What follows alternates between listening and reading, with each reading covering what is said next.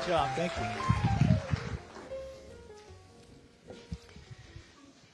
Mr. Secretary, thank you for joining us here today, and thank all of you for coming here today.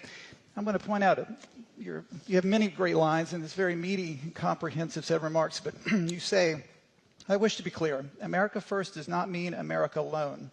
To the contrary, far from stepping back, you seek to expand U.S. leadership in international institutions like the IMF and World Bank. I must say there's a collective sigh of relief across this town right now, because the concern coming into this week is that you were going to do exactly what you said you're not going to do, which is the U.S. would withdraw. But you want to lead. What you're asking for is simply getting back to factory settings, right? Focused approach, and deal with the issues that you see are most paramount. Correct? Correct. As I said in my confirmation hearings, I think U.S. engagement with the international financial and multilateral institutions, we should engage, and we should be in it to win it for the American people and for the rest of the countries and for the client countries. 20 years ago, a senior U.S. Treasury official gave a speech very similar to this, calling on the IMF and said the IMF was asleep at the wheel in dealing with imbalances.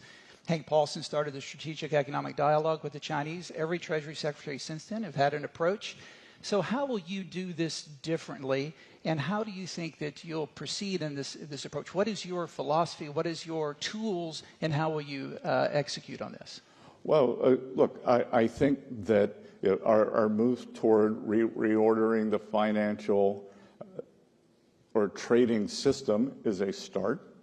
I think that today, as I reaffirm our engagement, but set up a list of core principles and back to basics for the institutions, and again, being from the private sector, we want to see results, and we want to see timelines that, as you and I were talking about backstage, global rebalancing has been a topic for more than 20 years. Long time.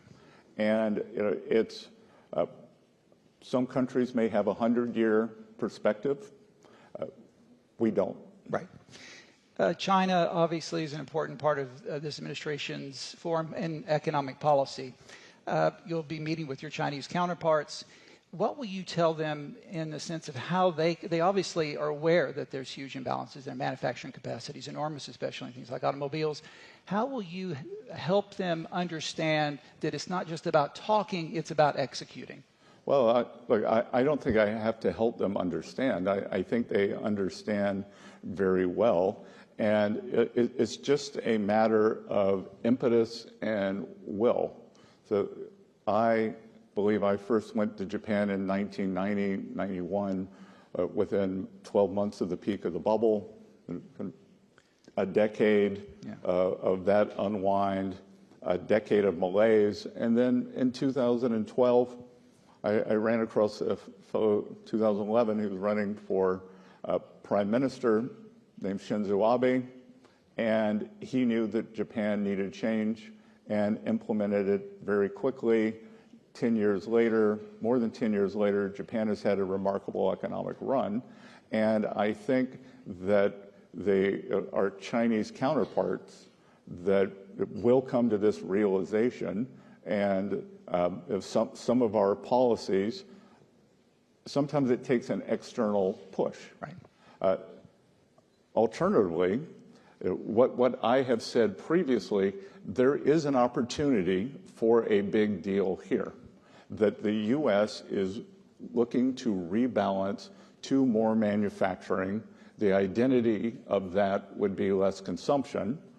If China is serious on less dependence on export-led manufacturing growth and a rebalancing toward a domestic economy, I think they use the term dual circulation. Right. Well, right now it's really singular circulation. And if they want to rebalance, let's do it together. This is an incredible opportunity. And I think if Bridgewater founder Ray Dalio were to write something, he could call it a beautiful rebalancing. Indeed. But a big part of that will also be our own fiscal imbalance. And as you mentioned, we're running deficit 6% of GDP at the top of the cycle. Not sustainable, as you yourself have pointed out. how important is it to also address our fiscal imbalance as part of this larger rebalancing? Well, it's very important that I think most people in this room are trained economists, and everyone knows that a trade deficit emanates from three things. External trade policies, which we are intent on addressing, and the external trade policies can be tariffs, non-tariff barriers, currency manipulation, and the state subsidy of labor and means of production. Mm-hmm. So terms of trade or trade regulation is one. Two is our budget deficit. So the larger our deficit, the more it creates a demand suck, also pushes up the interest rates. And then three, the level of the dollar.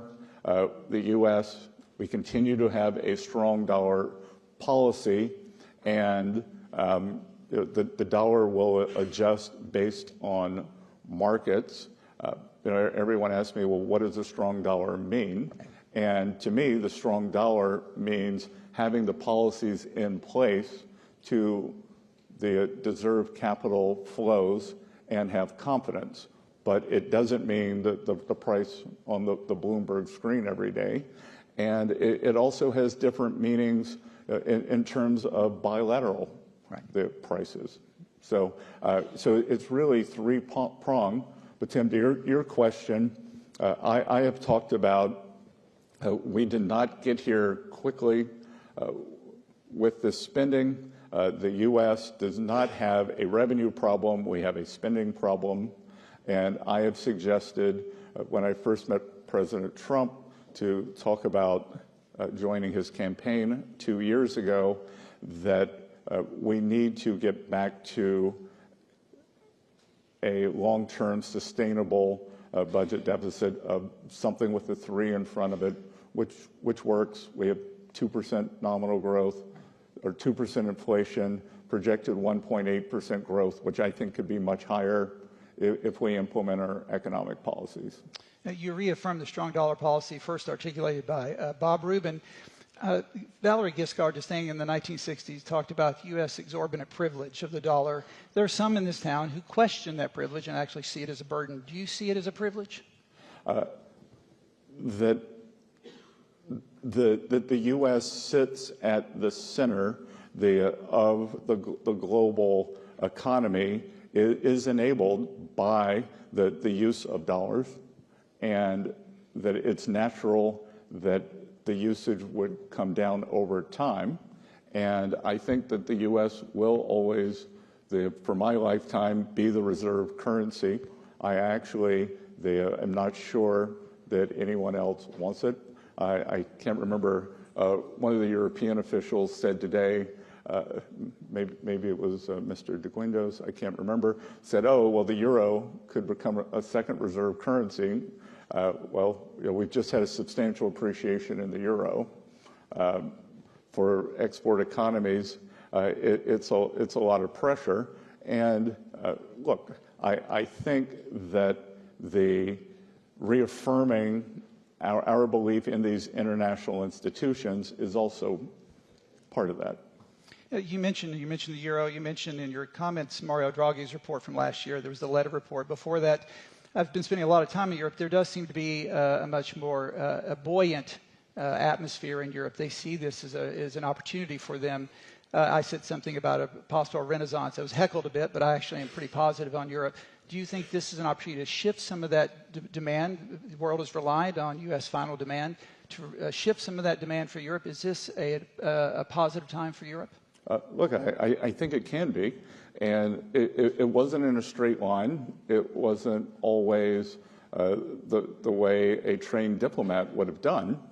But I think we should all congratulate President Trump. He has done what a succession of European leaders have tried to do for the past 26 years, since the advent of the euro, that whether it's the French, the Italians, other European countries have tried to get Germany to increase their fiscal spend and drive the European economy. And that I applaud these nascent efforts because it's a combination. It's a combination of economic stimulus, and it is a combination of burden sharing on the European continent for defense. And as I've said many times before, economic security is national security is economic security. So if this European plan works, that I applaud it. I had a private meeting with the Spanish finance minister last week, 2 weeks ago, and he said, you're going to be pleasantly surprised with where we go on military spending, and that this 2% number today, he was right. Yeah. So you're already taking on these tasks. You have China, more consumption, less investment, deal with their manufacturing excess capacity. Europe is a great opportunity. The U.S. rebalancing here, including on fiscal. So what do you want the IMF to do? What would you like to hear from Kristalina over the next couple of days, or the board, in the new direction, again, back to factory settings direction? What do you want to hear from them? Well, again, I think it's just been mission creep. Yeah. And just occasionally you have to trim your garden when the weeds grow. And I think that it's back to basics. What are our priorities, and how are we going to judge success?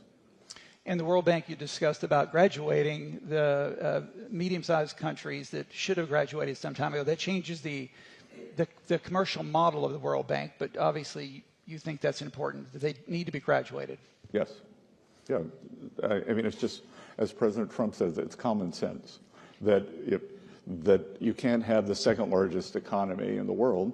And it's as I said in my speech, I applaud their rapid growth, but you don't get both. I have a teenager who sometimes wants to be treated like a child, sometimes wants to be treated like an adult. And I got one of those too. Yeah. And it's an adult economy. You mentioned energy, specifically nuclear, during the campaign, and since you've become secretary, you've talked about energy production is one of your important legs. The U.S. produces about 13 million barrels of oil a day, the largest producer in the world. What more do we need to do here, and how can the World Bank, what do they need to do more to encourage fossil fuels as well as nuclear, and I assume all the above? Yeah, look, the sine qua non for economic growth is energy abundance. And we need to drive the right combination of the crawl, walk, run for these countries in terms of sustainable production. But by sustainable, I mean robust and baseload, right. Not what I would call almost a luxury belief that we have in the West. Like they are worried about pumping water. They are worried about heating their homes, running their hospitals, and we've seen that the intermittency doesn't work. Even kind of in middle developed countries, maybe like South Africa, that seems to have rolling blackouts. Right. So that's not a model. We want to have a model of strong baseload and then bolting on the alternative production, as opposed to beginning with alternative production and then having this latency or intermittency that makes it impossible to industrialize. In the final minute or two, let me just turn to financial intermediation. There's a famous adage that capitalism without capital is just another ism. The institutions you see here are important intermediaries, both in the capital markets and in other forms of financial intermediation. What is your vision, especially for the U.S., in terms of financial regulation? What do you want the industry to look like? Obviously, the capital markets, the U.S. is a crown jewel of this economy. How should we encourage that not only here, but abroad? Well, I think that I've been getting a lot of questions on private credit. And I think that private credit is an interesting addition to the U.S. mosaic. And it is the depth and breadth of our capital and credit markets that powers the U.S. economy, and it's the innovation there. I think that private credit's a very new and interesting part, but it is happening outside of the regulated ecosystem. Right.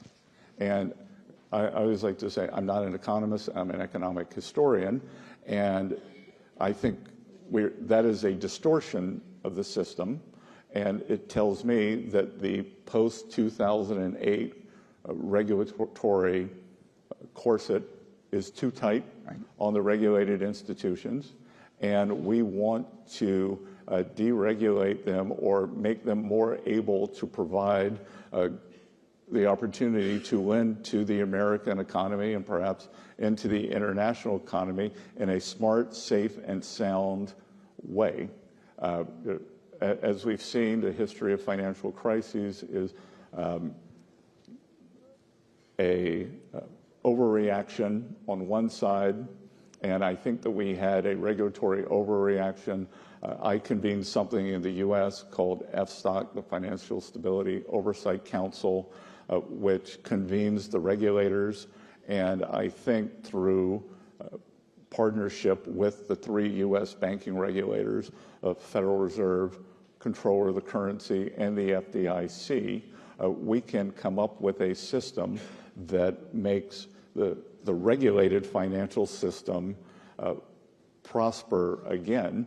And what the U.S. has that is different than most other G7 countries is just the number of financial institutions.